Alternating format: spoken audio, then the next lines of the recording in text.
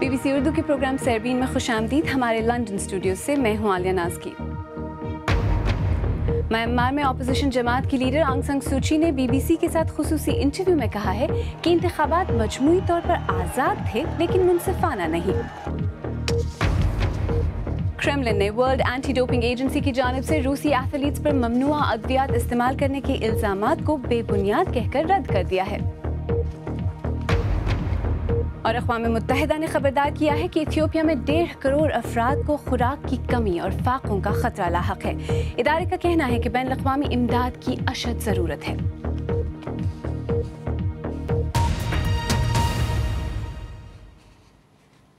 Myanmar میں حزب اختلاف کی جماعت نیشنل لیگ فار ڈیموکریسی کی سربراہ آنگ سان سوچی اس بات پر پراعتماد ہیں کہ ان کی جماعت حکومت بنانے کے لیے درکار نشستیں حاصل کر لے گی. میانمار میں 25 سال بعد ہونے والے تاریخی انتخابات کے بعد اپنے پہلے انٹرویو میں BBC کے فرگل کین سے خصوصی بات چیت میں ان کا کہنا تھا کہ انتخابات مجموعی طور پر آزاد تو تھے پر منصفانہ نہیں. اپوزیشن کی جانب سے جیت کا جشن تو شروع ہو گیا ہے لیکن ابھی سرکاری نتائج آنے میں کچھ دن لگیں گے. تفصیل کے ساتھ کاشف قمر. اس لمحے پوری قوم اپنی قسمت کے فیصلے کی منتظر تھی. پھر جمہوریت نواز رہنما آنگ سان سوچی نمودار ہوئیں اور انہیں اپنی ابتدائی کامیابی کی خبر سنائی. انہوں نے کہا کہ ابھی مکمل نتائج تو نہیں آئے لیکن آپ جانتے ہیں جیت کس کی ہوگی.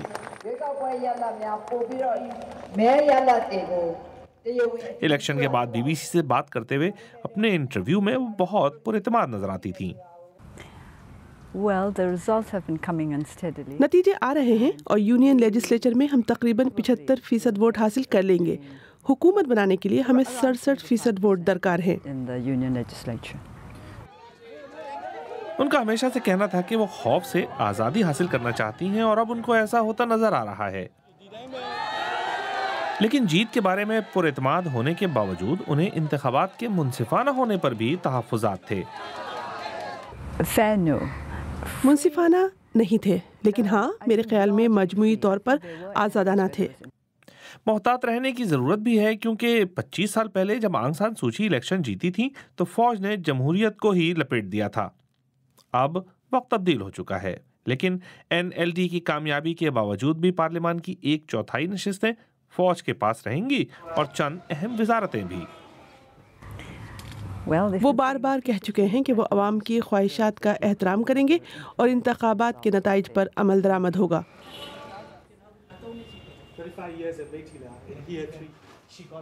ایک فوری چیلنج شدت پسند بدھ گروپ ہیں جو مسلم اقلیت کے خلاف نفرت پھیلا رہے ہیں. سائن اے نے مسلمانوں کے خلاف فساد میں اپنا گھر گنوا دیا. اب وہ سیکیورٹی کے لیے آنگ سان سوچی کی جانب دیکھتی ہیں. ان کا کہنا ہے کہ وہ بہت خوفزدہ ہیں اور ابھی تک ڈری ہوئی ہیں لیکن نئی حکومت حالات بدل سکتی ہے. ابھی سرکاری نتائج سامنے نہیں آئے لیکن جیت کا جشن اور قیاس آرائیاں پہلے ہی شروع ہو چکی ہیں. اسی بارے میں مزید بات کرنے کے لیے اس وقت اسٹوڈیو میں میرے ساتھ موجود ہیں یہاں لندن کی ویسٹ منسٹر یونیورسٹی میں centre for study of democracy کے ڈائریکٹر ڈاکٹر دیپیش آنند. ڈاکٹر آنند سیربین میں خوش آمدید. ان تاریخی یا ہسٹورک انتخابات کے بعد آنگ سان سوچی نے کہا ہے کہ انہیں اکثریت حاصل ہو گئی ہے. ساتھ ہی یہ بھی کہا ہے کہ الیکشن جو تھے وہ largely fair but not free, یعنی مجموعی طور پر وہ آزاد تھے لیکن منصفانہ نہیں تھے. تو اس کا مطلب کیا ہوا؟ دیکھیے، برما کا جو الیکشن سسٹم ہے، کانسٹیٹیوشن نے یہ کلیئر کیا ہے کہ 25% سیٹ جو ہوگا وہ ملٹری کے پاس ہوگا. اور یہ بہت یونیک کیس ہے جہاں پر ایک سرکار جو ایک ملٹری کو ڈومینیٹ کرتی ہے لیکن ڈیموکریسی کا فساد دے رہی ہے. تو انہوں نے یہ کہا کہ لوگ کھل کر کے جا کے ووٹ کر پا رہے تھے. NLD کے لیے انہوں نے ووٹ کیا ہے لیکن کیمپیننگ میں کافی پریشانی ہوئی تھی NLD کے کینڈیڈیٹس کو. اور دوسری پریشانی یہ ہے کہ اس پارٹی کو مور دین 75% آف سیٹ چاہیے to have hope to form government. ان کو اگر سرکار بنانا ہوا تو انہیں 75% سے زیادہ چاہیے ووٹ. اور لگ رہا ہے جیسا کہ برما میں ان کو 75% زیادہ مل جائے گا. اور جیسا کہ آپ نے کہا کہ آئین جو ہے، جو کانسٹیٹیوشن ہے ملک کا، اس کے مطابق جو نیا سیٹ اپ ہے اس میں بھی جو فوج ہے اسے خاص مقام حاصل ہے.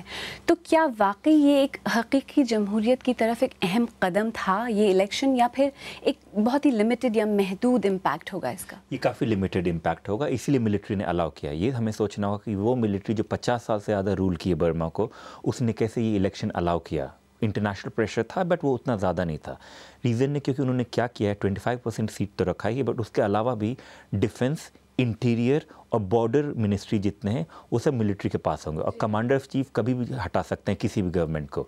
तो एक आप देखिएगा मिलिट्री जो है वो सरकार के ऊपर है और डेमोक्रेसी के ऊपर है ना। कुछ हद तक क्या होता है ना, कभी मिलिट्री सोचती है कि वो कंट्रोल कर पाएंगे, लेकिन हो सकता है 5 साल में 10 साल में वहाँ बदलाव आएगा और NLD काफ़ी ज़्यादा पावरफुल हो पाएगा। जैसा कि आपने कहा कि फ़ौज ने पिछले 50 साल से वहाँ हुकूमत की है, तो अब ये फ़ौजी हुकूमत से सिविलियन रूल का जो ये ट्रांजिशन है ये कितना मुश्किल होगा मुल्क के लिए, और जो नई हुकूमत है उसके लिए सबसे बड़ा चैलेंज क्या होगा? देखिए सबसे बड़ा चैलेंज काफ़ी चैलेंजेस होंगे। एक चैलेंज होगा कि अब अगर मान लीजिए ये NLD पार्टी ज़्यादा कुछ नहीं कर पाई अगले 4 साल में, तो लोगों का गुस्सा उन्हीं के अगेंस्ट जाएगा और फ़ौज के अगेंस्ट नहीं जाएगा। लेकिन असली बात ये है कि फ़ौज सबकी मिनिस्ट्री कंट्रोल करती है, तो अगर NLD चाहे भी तो ज़्यादा कुछ बदलाव ला नहीं सकती है। आई थिंक ये फ़ौज के पास काफ़ी क्लेवर मूव था कि उन्होंने आधा पावर दे दिया, ठीक है, ताकि उनको जो किसी परेशानी है तो वो NLD को बोलें, लेकिन असली पावर ने अपने पास रखा हो। एक इशू जो है वो है जैसे मुसलमानों का रोहिंग्या इशू, इंटरनेशनली बर्मा इसके लिए नोन है, लेकिन यह लीजिए कि मिलिट्री कंप्लीट कंट्रोल है उनको माइनॉरिटी इशू पर। तो अब जैसे ऑंग सान सू ची कुछ बोलती नहीं रोहिंग्या इशू पे, अगर वो बोलेंगी तो बुद्धिस्ट सपोर्ट लूज करेंगी, और अगर बोलेंगी एंड अगर नहीं बोलेंगी तो इंटरनेशनल मीडिया में उनका नाम खराब होगा। तो काफ़ी डिलेमा है उनके पास। डॉक्टर दिपेश आनंद, हमसे बात करने का बहुत बहुत शुक्रिया। और अब दीगर अहम आलमी खबरों पर एक नज़र डालते हैं। खेलों में ममनुआ अद्वियात के इंसदाद के आलमी इदारे वर्ल्ड एंटी डोपिंग एजेंसी ने एक रिपोर्ट में कहा है कि रूस पर एथलेटिक्स मुकाबलों में हिस्सा लेने पर पाबंदी लगाई जानी चाहिए। क्रेमलिन ने इस रिपोर्ट में अपने एथलीट्स पर ममनुआ अद्वियात इस्तेमाल करने के इल्ज़ामात को बेबुनियाद करार दिया है। ताहम इससे पहले आने वाले एक बयान में रूस की वजारत खेल ने कहा था कि रूस खिलाड़ियों के ममनुआ अद्वियात के इस्तेमाल के खिलाफ बैन अक़वामी सतह पर मज़ीद ताउन के लिए तैयार है। तफसील के साथ कंदील शाम। धोखा, आवाम का किरची किरची एतमाद और एथलेटिक्स की दुनिया में एक स्याह दिन जैसे अल्फाज के साथ कई मारूफ शख्सियात ने वर्ल्ड एंटी डोपिंग एजेंसी या वाडा की रिपोर्ट के जवाब में अपना सख्त और मायूस कुन रद्द-ए-अमल जाहिर किया है। ये रूसी स्पोर्ट्स के दरख्शां सितारे हैं। 2002 के लंदन ओलंपिक्स में इन्होंने सोने और कांसी के मेडल जीते थे, लेकिन अब वाडा का कहना है कि इन पर जिंदगी भर के लिए पाबंदी होनी चाहिए। डोपिंग के लिए इल्जामात कोई नई बात नहीं है, लेकिन अब दावा किया जा रहा है कि यहाँ पर करप्शन निज़ाम का हिस्सा है। मॉस्को की इस लेबॉरेटरी का काम खेलों को ममनुआ अद्वियात से साफ रखना होना चाहिए, लेकिन इस पर सैकड़ों सैंपल्स को ज़ाया करने का इल्ज़ाम है जो डोपिंग के लिए अहम सबूत थे। रिपोर्ट में डॉक्टर्स, कोचेस और लेबॉरेटरी के अमले के मुलव्विस होने और रूसी हुकूमत पर डराने और धमकाने के जरिए दबाव डालने के इल्ज़ामात हैं। इसके अलावा कमीशन ने यह भी इल्ज़ाम लगाया है कि बैनुल अक़वामी नुमाइंदा तंजीम IAAF भी इस मामले पर पर्दा डालने, करप्शन और रिश्वत सतानी में मुलव्विस है। लेकिन बेशतर रूसी ज़राए ब्लाग ने इस स्कैंडल पर ज़्यादा तवज्जो नहीं दी और हुकाम ने इस रिपोर्ट को मुस्तरद करते हुए कहा है कि इसमें कोई संजीदा सबूत नहीं है। लेकिन यह रिपोर्ट एक बड़ा धचका है एक ऐसे मुल्क के लिए जिससे अपनी खेलों की कारकर्दगी पर फ़ख्र है। तो क्या रूस अगले साल रियो में होने वाले ओलंपिक्स में हिस्सा ले पाएगा? ये अभी वाज़ेह नहीं है और मुमकिन है कि मज़ीद तफ्तीश दीगर मुल्कों की टीमों को भी ज़ेरे बहस ले आए। कंदील शाम, BBC न्यूज़। इसराइल फ़लस्तीन कशीदगी के तनाज़ुर में वाशिंगटन में इसराइल के वज़ीर-ए-आज़म बेंजामिन नेतन्याहू ने अमरीकी सदर बराक ओबामा से मुलाकात की है। सदर ओबामा ने फ़लस्तीनियों की जानिब से इसराइलियों पर हमलों की मज़म्मत करते हुए कहा है कि इसराइल का दिफा अमरीका की अव्वलीन तरजीह है। मुलाकात के दौरान अमरीका और इसराइल के दरमियान $30 अरब के दिफाई मुआहदे भी तय पाए। यूरोपीय कमीशन ने तुर्की पर जोर दिया है कि वो इंसानी हुकूक और जमहूरियत के हवाले से बड़ी नाकामियों को दूर करने के लिए इक़दामात करे। रिपोर्ट के मुताबिक तुर्की में सिक्योरिटी की सूरत हाल को बेहतर बनाने के लिए ज़रूरी है कि हुकूमत कुर्द बागियों के साथ अमन मुज़ाकरात करे। बरतानी वज़ीर-ए-आज़म डेविड कैमरन ने बरतानिया की EU रुकनियत के बारे में कौमी रेफरेंडम से पहले यूरोपीय यूनियन में इस्लाहात के लिए 4 अहम मुतालबात वाज़ेह किए हैं।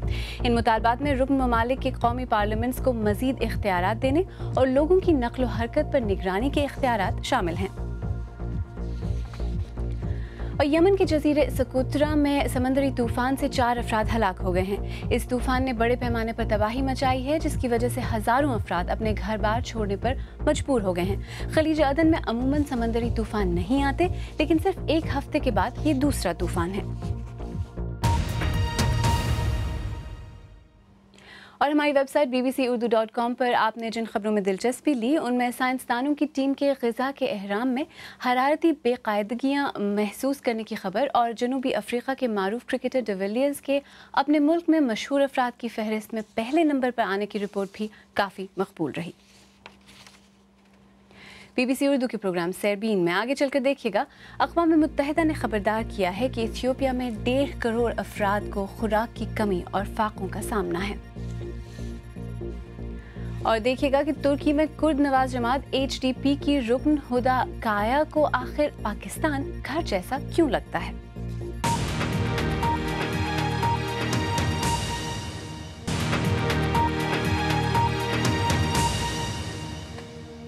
BBC اردو کے پروگرام سیربین میں ایک بار پھر خوش آمدید، میں ہوں عالیہ نازکی۔ اقوام متحدہ نے BBC کو بتایا ہے کہ اگلے سال ایتھیوپیا میں شدید قحط کا خطرہ ہے، جس کی وجہ سے 1.5 کروڑ سے زیادہ لوگ خوراک کی قلت کا شکار ہو سکتے ہیں۔ اس کی بنیادی وجہ بارش میں کمی ہے، جس کے باعث کئی علاقوں میں 90% تک فصل کی پیداوار متاثر ہوئی ہے۔ ایتھیوپیا کی حکومت نے بحران سے نمٹنے کے لیے $20 کروڑ مختص کیے ہیں، لیکن اقوام متحدہ کا کہنا ہے کہ اس سے 3 گنا زیادہ رقم کی ضرورت ہے۔ کلائیو مائری کی رپورٹ پیش کر رہے ہیں عارف شمیم۔ یہ خطہ زمین خدا کے رحم و کرم پر ہے، نعمتوں سے مالا مال اور آفات میں گھرا ہوا۔ اس سال موسم بہار اور خزاں میں یہاں بارشیں نہیں ہوئیں، جس کی وجہ سے زمین خشک ہے اور جانور بھوکے۔ اس ماں نے کچھ دن پہلے ہی اپنے بیٹے کو یہاں دفن کیا ہے۔ اس کا نام عبدو محمد تھا اور عمر 5 سال۔ جب وہ مرا تو مجھے لگا کہ میں نے سب کچھ کھو دیا۔ میرے خاندان نے اس کو مٹی تلے دفن کیا۔ ہم سب یہاں مشکل زندگی گزار رہے ہیں۔ ہمارے پاس کھانے کے لیے بہت کم ہے کیونکہ اس سال فصل ہی نہیں کٹی۔ سبھی اذیت میں مبتلا ہیں۔ اقوام متحدہ کا کہنا ہے کہ اس علاقے میں ہر دن 2 بچے ہلاک ہو رہے ہیں۔ ورتقان علی ان بہت سی ماؤں میں شامل ہیں جن کے دکھ کا کوئی مداوا نہیں۔ اس کنویں پر صورتحال مشکل سے مشکل تر ہوتی جا رہی ہے۔ لوگ یہاں میلوں دور سے پانی لینے آتے ہیں، لیکن پانی انتہائی سطح سے نیچے گر گیا ہے، تقریباً 30 سے 40 میٹر تک، گار اور مٹی سے بھرا ہوا، اور کنواں بھی تقریباً خالی۔ مدد آ رہی ہے، لیکن کئی ایک کے لیے اس میں بہت دیر ہو چکی ہے، اور بحران کو مد نظر رکھتے ہوئے اس کی مقدار بھی بہت کم لگتی ہے۔ خوراک کی تقسیم کے اس مرکز میں 2000 افراد خوراک کے منتظر ہیں، جس سے ان کا 1 مہینہ گزر جائے گا، لیکن مجموعی طور پر تقریباً برطانیہ جتنے بڑے رقبے والے اس علاقے میں 80 لاکھ سے زیادہ افراد کو خوراک کی ضرورت ہے۔ قحط کی وجہ سے اس سال فصل کی پیداوار تقریباً 90% تک کم ہو گئی ہے۔ 5000 صفوف پر مشتمل کلگاریا کا گاؤں قحط سے متاثرہ علاقے میں ہے۔ یہاں کے لوگوں کو 1984 کا قحط یاد ہے۔ علاقے کے ایک بزرگ عبادہ ویلدو تمام عمر یہاں رہے ہیں۔ اگرچہ یہ قحط ابھی شروع ہی ہوا ہے، لیکن یہ اور بھی برا ہوگا۔ یہ انتہائی شدید ہے۔ کچھ لوگ بھوک سے مر چکے ہیں، دوسرے بیمار پڑے ہیں۔ اس وقت یہ بالکل 1984 کے قحط کی طرح ہے۔ 30 سال پہلے کی نسبت حکومت کے پاس اب قحط سے نمٹنے کے لیے بہتر وسائل ہیں۔ سرکاری حکام علاقے کا دورہ کرتے ہیں، لیکن پھر بھی مزید بین الاقوامی مدد درکار ہے۔ اگلے سال کے آغاز میں خوراک کا مقامی ذخیرہ ختم ہو جائے گا، جس کی وجہ سے 1.5 کروڑ سے زیادہ لوگوں کا انحصار صرف بیرونی امداد پر ہوگا۔ کلائیو مائری کی رپورٹ۔ اگر آپ یہ رپورٹ یا آج کا پروگرام دوبارہ دیکھنا چاہیں تو ہمارے YouTube چینل پر آئیے، پتہ ہے youtube.com/BBC اردو۔ اگر آپ ہمارا پروگرام موبائل پر دیکھتے ہیں تو ہم نے آپ کے لیے خصوصی موبائل پلے لسٹ بھی تیار کی ہے جو ہمارے YouTube پیج پر موجود ہے۔ ترکی میں پچھلے دنوں الیکشن ہوئے ہیں. ان انتخابات میں کرد نواز جماعت HDP کے ٹکٹ پر ہدا کایا استنبول سے پارلیمنٹ کی رکن منتخب ہوئی ہیں. ہمارے ساتھی کاشف قمر جب ترک الیکشن کی کوریج کے لیے وہاں گئے تو ان کی ملاقات ہدا کایا سے بھی ہوئی, جنہوں نے دیگر باتوں کے ساتھ ساتھ پاکستان سے بھی اپنے ایک دلچسپ تعلق کا انکشاف کیا کہ وہ خود 1 برس جبکہ ان کا بیٹا 7 برس پاکستان میں رہے ہیں اور اسے اپنا گھر تصور کرتے ہیں. باقی ماجرا خود ہدا کایا سے ہی سنیے. 90 کی دہائی میں جب ترکی میں خواتین کے اسکارف پہننے پر پابندی تھی, اسکارف پہننے کے حق کے لیے میری جدوجہد اور میرے مضامین کی وجہ سے مجھ پر اور میرے اہل خانہ پر بڑا مشکل وقت تھا اور میرے اوپر مقدمات چل رہے تھے جن میں مجھے موت کی سزا بھی ہو سکتی تھی. ان دنوں میں 1 سال کے لیے پاکستان چلی گئی تھی. میں پاکستان میں لاہور میں رہی تھی. لوگوں نے میرا بہت خیال رکھا تھا, بالکل ویسے ہی جیسے مدینے والوں نے مہاجرین کو پناہ دی تھی. Biliyorsunuz Pakistan'da Keşmir'de büyük bir deprem yaşanmıştı. Yine oğlumla kızımla Pakistan Keşmir'e gittik. میں 2005 میں دوبارہ پاکستان گئی تھی جب وہاں بہت خوفناک زلزلہ آیا تھا. ہم مدد دے کر وہاں گئے تھے. واپس آنے سے پہلے میں نے لاہور میں اپنی بیٹی کی شادی ایک پاکستانی سے کر دی تھی. Düğününü yaparak orada evlendirdim döndüm. Bizim Pakistan میں نے یہ پوری شادی بالکل یہ پوری قسموں پر کی تھی, مثلاً مہندی وغیرہ. bir hatırası var. Ve bu vesile میری پاکستان کی یادیں بہت اچھی ہیں اور پاکستان آج بھی مجھے بالکل اپنے گھر جیسا لگتا ہے. وہاں زلزلے جیسی مصیبتیں دیکھ کر ہمیں بہت زیادہ دکھ ہوتا ہے. başsağlığı diliyorum, geçmiş olsun diyorum.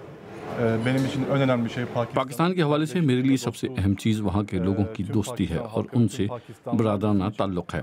میں جب وہاں تھا تو بہت چھوٹا تھا, لیکن زیادہ تر لوگوں نے مجھ سے بڑا مشفقانہ برتاؤ کیا جیسے میں ان کا چھوٹا بھائی ہوں. ترکی اور پاکستان کے کھانے خاصے مختلف ہیں اور مجھے پاکستانی کھانے بہت یاد آتے ہیں, خاص طور پر چینک اور biryani. Benim için de mango. Yani mango Pakistan'ın Lahor'un o sıcağında. اور ہاں, مجھے تو آم یاد آتے ہیں. لاہور کی شدید گرمی کے باوجود آموں سے دل ہی نہیں بھرتا تھا. پاکستان کی سب سے بڑی یاد آم ہی ہے. کوئی بھی اگر پاکستان سے آتا ہے تو ہم اس سے آم منگاتے ہیں اور نمکو اور مہندی بھی. میری بیٹیاں ہمیشہ پاکستانی مہندی لگاتی ہیں اور اپنے ڈیزائن خود ہی بناتی ہیں. Hüseyin Ahmet'in kızı siyasetçi Rahil Gazi. اگر آپ چاہیں تو مجھ سے ٹویٹر پر بھی رابطہ کر سکتے ہیں. میرا ٹویٹر ہینڈل ہے @alianazki. اس کے ساتھ ہی سربین اختتام کو پہنچا. پروگرام میں پیش ہونے والے موضوعات پر اگر آپ اپنے خیالات کا اظہار کرنا چاہیں تو فیس بک پر ہمارا صفحہ حاضر ہے. آپ ہمارے ٹویٹر ہینڈل @BBC اردو کے ذریعے بھی ہم سے رابطہ کر سکتے ہیں. alianazki کو اب اجازت دیجیے.